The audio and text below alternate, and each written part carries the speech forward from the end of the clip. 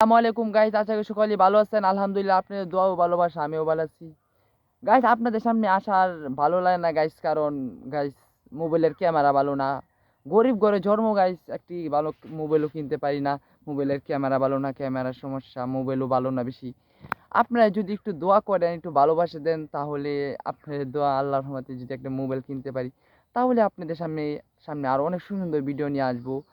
আর guys, আজকে আপনাদের সামনে যেই হাদিসটি নিয়ে আসলাম, আজকে হলো একটি হাদিস নিয়ে আসছি, 5 নম্বর হাদিস শরীফ। মিফতাহুল জান্নাতি সলা, হাদিস শরীফের অর্থ নামাজ হলো বেহেশতের চাবি।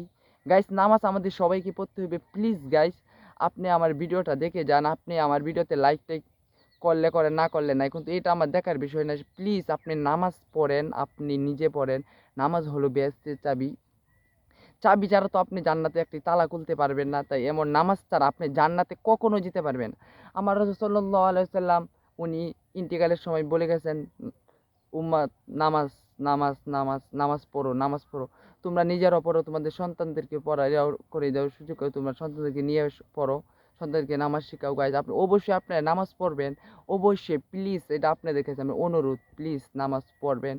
কি আর আপনাদেরকে বলবো, বলার মতো নাই। নামাজ পড়লে কত শান্তি যে পড়ে আমি পড়ি, আমি বুঝি গাইজ, অনেক শান্তি বলার মতো নাই।